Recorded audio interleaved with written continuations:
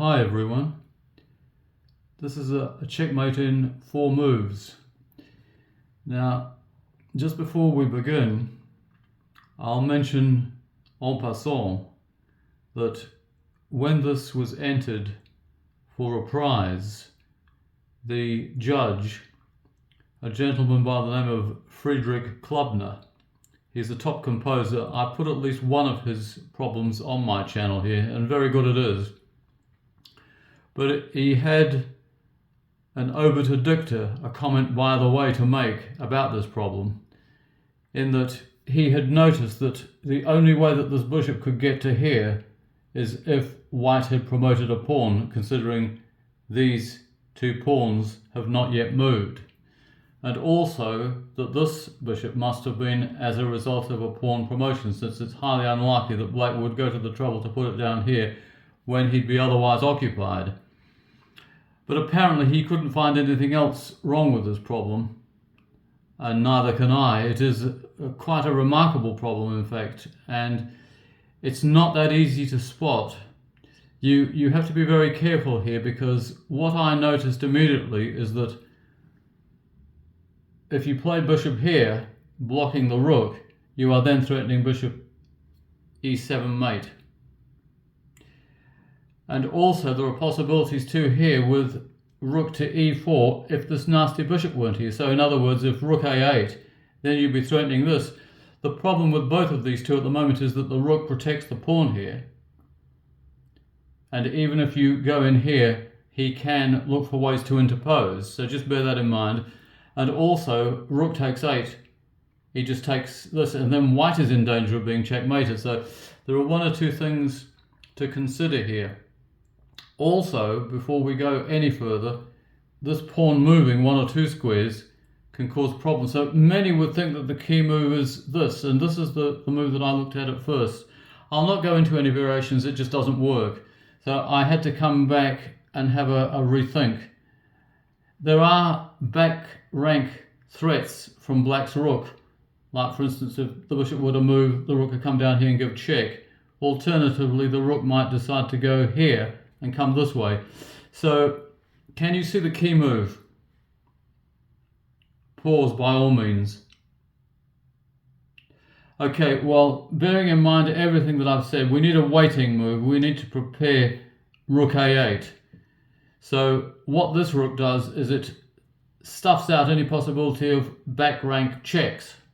So black is given no time to gain time by giving a check, or to scupper white from checkmating in the required number of moves, or both. Now the chief threat here is rook takes a8, followed by now rook e4. There are also possibilities with bishop d7 threatening bishop e7, like I mentioned at the beginning of this video. So of the replies, the main replies are with this pawn, as I also indicated just a moment or 2 ago. But we'll go from left to right. We'll look at the bishop moves here, here or here. Now, how do we reply to that? Well, we go rook a8. This is the most interesting one. And we take off here like this. And now it becomes obvious why we need this rook on e1. Because in that position, had the rook been up here, he can give check on the back rank and he can stop a mate in 4. Now, after rook e1, bishop c3, rook a8, all that he has left is this. And go here, make next move, which is within the 4 moves. So that just doesn't work. And moving it to b2 doesn't work either.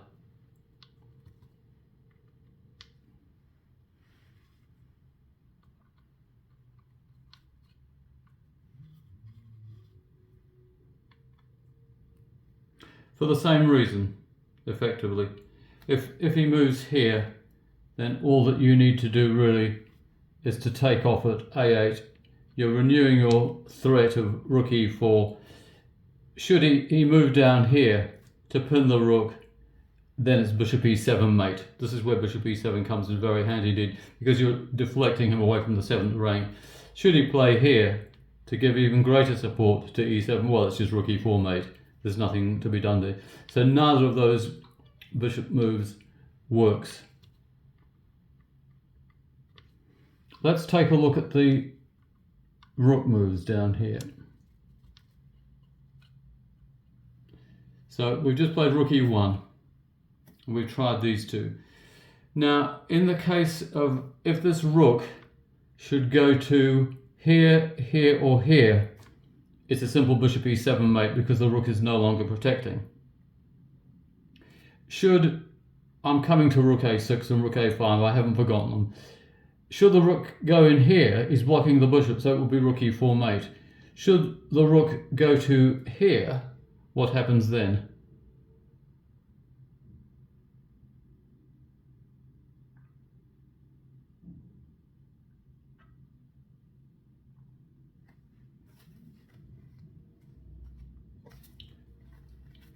Should the rook move into somewhere like that, what happens?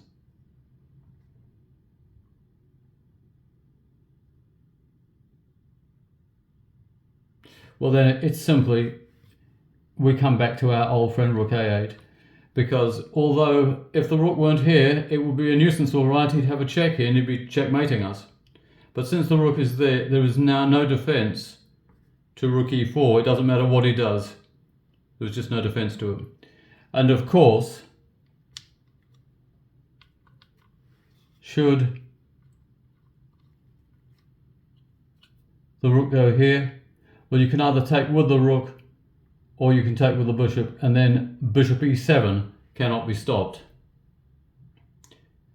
In fact, in this line, you could also play rook a8 and you'd be powerless to stop rook e4. This is the good thing about whipping this bishop off. You can successfully play rook e4. So none of those rook moves works. Now, I did say that we'd have a look at rook a6 and rook a5. Now, many would think, well, you're taking your defense away from here. Yeah, the trouble is, you see, if you take this, he can then interpose. So you need to consider that. So what happens there? Well, what we do is we play here. And now, if he takes with the rook, the bishop no longer covers e4, so it's rook e4 mate. If he takes with the bishop, he can no longer interpose, so you play bishop e7 mate. That's rather neat. And also, after rook e1, instead of rook a6, let's try rook a5. What happens there then? Because he's wanting to interpose here on g5 and give check, let's not forget. What do? Bishop c6 doesn't work here.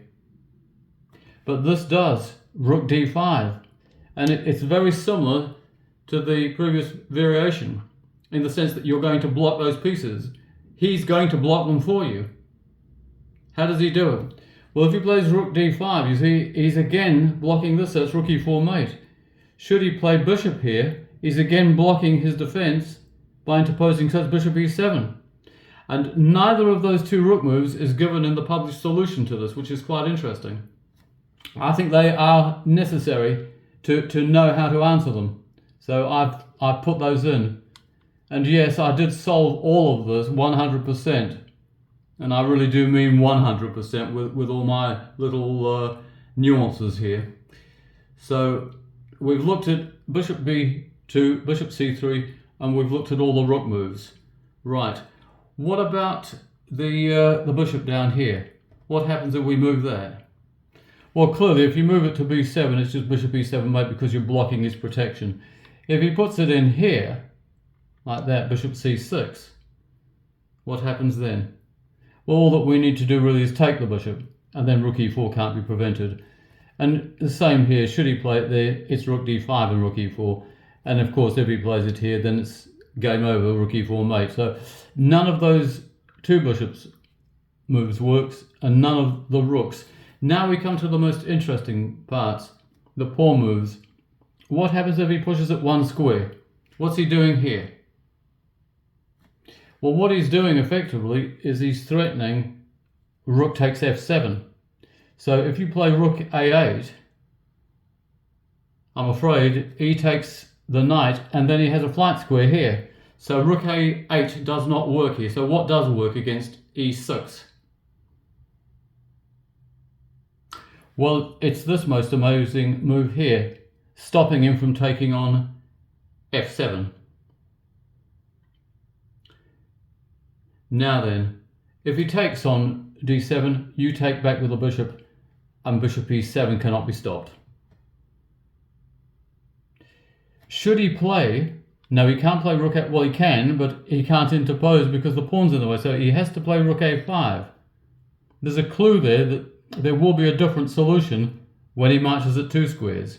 Rook a5. So he's anticipating bishop e7 and he can interpose. So what do we do now? Well, we have our old friend rook d5 again. So 2 moves with the rook. Again, if he plays rook to here, then it's rook e4 mate. If he plays bishop to here, it's bishop e7 mate. So the final move, and the clue is in what I just said. Just remind ourselves that that is the original position. We played rook e1 to the back rank. No problem here, you notice, with back rank checks. So he's moved it to e6. What about e5? What do we do with this? Can we play rook d7? You can play rook d7, but it doesn't work. Check it out for yourselves. So what worked? Well, going back to the very early stage, it's either bishop d7 or rook d7. Again, we're stopping the rook from hitting the knight on f7. So what does black do? Well, of course, if he takes the bishop, you just take back and it's bishop e7 mate on the next move. So what's the alternative? Well, that was the clue. Before, he couldn't come here and interpose because the pawn was on e6, so he went to a5. Now if he goes to a5, he can't interpose because of his own pawn on f5, so he does go here. So what do we do against rook a6? There's no rook d5 this time. In any event, it wouldn't work because he's threatening check. So what do we do? Well, we move the rook twice, you remember, against e6. Rook to d7, then rook to d5. Now we're moving bishop d7. We're moving bishop c6. Again, we're going to cause him to move a piece into a square that he really needs available to the other piece. So what does he do? Well, again, if he takes here, it's rook e4 mate. And if he takes here, we must have this on the board. We play here because the bishop is blocking the rook. And sorry, Friedrich Klubner, but I can find absolutely nothing wrong with that problem whatsoever.